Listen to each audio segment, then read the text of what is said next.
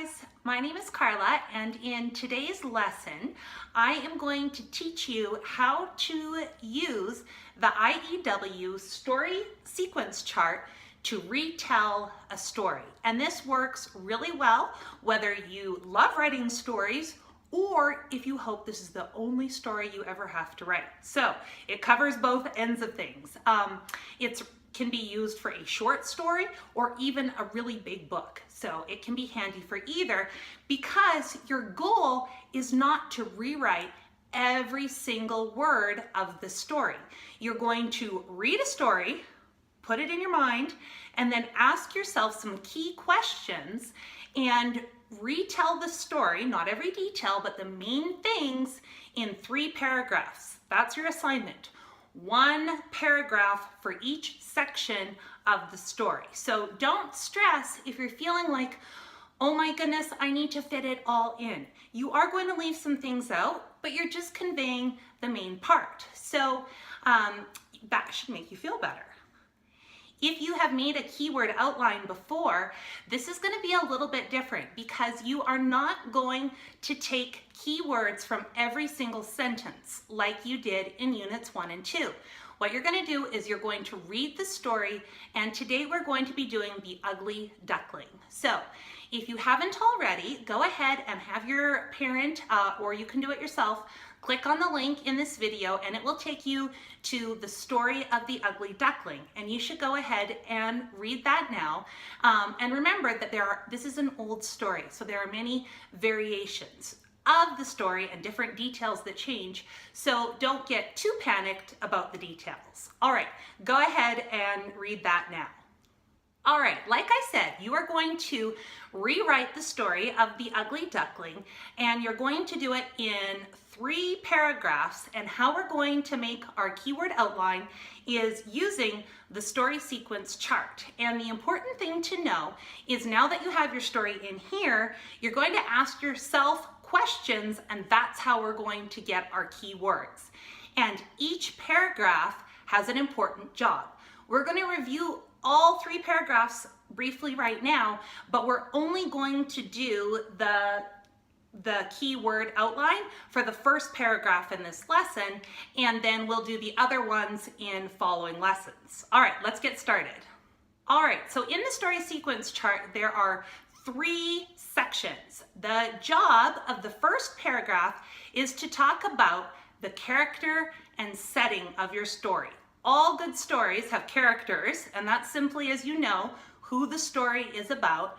And the setting is where they are and when in time. You know, is this in perhaps the olden days? Is it right now? Is it in the future? So the setting kind of answers that question. The other thing to think about with setting, and the job of your first paragraph, is you're setting up the story. You're kind of giving a little bit of background information, and you're explaining what is the beginning of the story, how it kind of builds up. So that's the job of paragraph number 1, your characters and your setting. The job of section number 2 is to talk about the problem.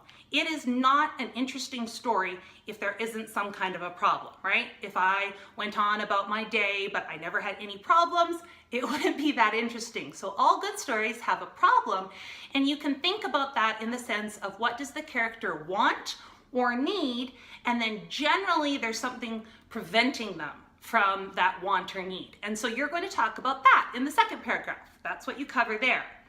The third paragraph is the climax. And what is the climax? Well, it's kind of like a mountain. So when you have a problem, it starts off and it generally gets bigger and bigger and bigger. And the most exciting part of the problem is called, and the story is called, your climax. So that will be the first part of paragraph number 3, is you'll explain the climax.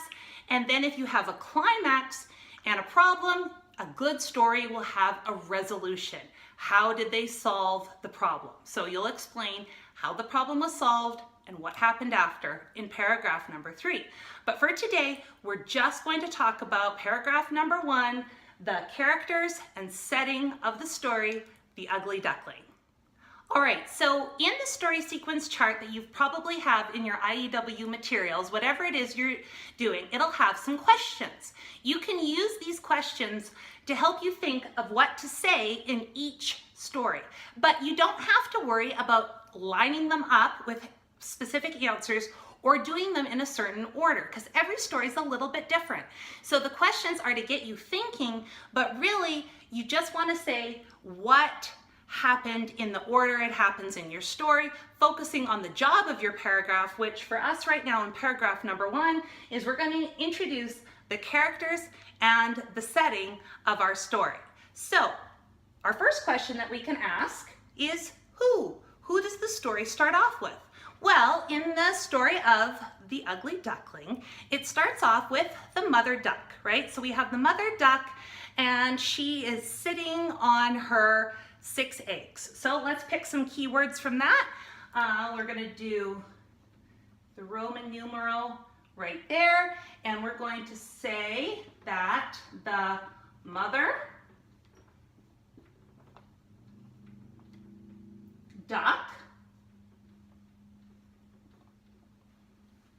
sat, I'm going to do the number 6, and I'm going to do a little drawing for egg. Don't laugh at my poor drawing skill. Because the reason that I did the little symbol here for eggs is because symbols and numbers don't count against us, because we're only supposed to have 3 to 4 keywords on each line. So if we use some symbols and numbers, then that can help jog our memory when we go to rewrite, but it doesn't count against us. So even though my drawing is terribly weak, yours will probably look better. That'll help us remember that the mother duck sat on her 6 eggs, okay? All right, so let's go ahead and answer the question, where? Where was the mother duck? Well, she was on her nest. So we'll just go ahead and we'll write number 2. And you can go ahead and write on just a blank notebook paper and follow along with me. So when the video's done, you'll be done the first section of your keyword outline as well.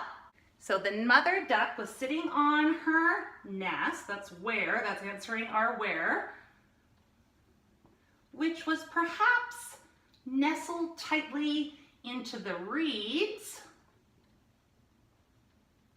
Reeds near a pond. And if you have some dress-ups that you need to add in, you can always be thinking about that when you're making your outline here, because you could, describe the nest, you could describe the reeds, the pond. Those are some good places to go ahead and put in your ly word or something like that.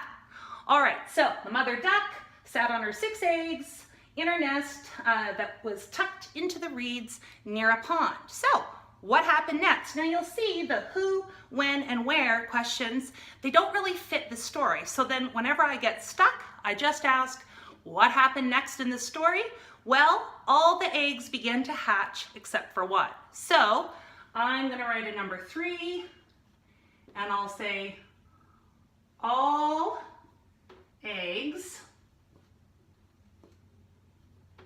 hatch minus 1.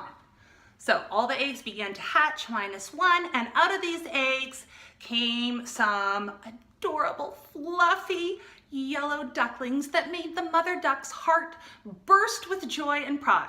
Okay, so we don't have to put all that in, but some keywords from that. Well, we can do 5. Well, number 4 first, and we have 5 adorable, A-D-O-R-A-B-L-E, 5 adorable yellow ducklings.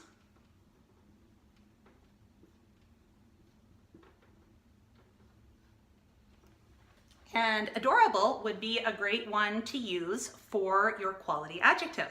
All right, so again, when I kind of get stuck with the story sequence chart, I just ask myself, what happened next? So the ducklings were all hatched except for the one. They waited and waited, and finally the last egg hatched. So we'll do number 5, and we'll do finally.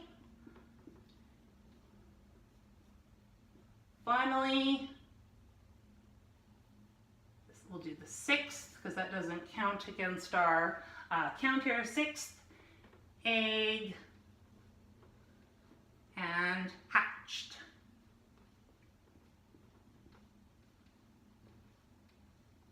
All right, so finally the 6th egg hatched, and what happened then?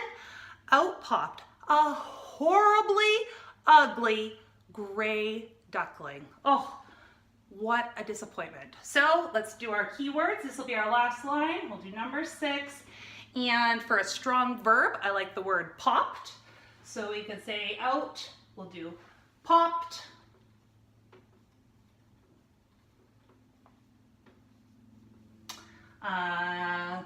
We could do gray or just leave it. We'll just do out, popped, and ugly duckling.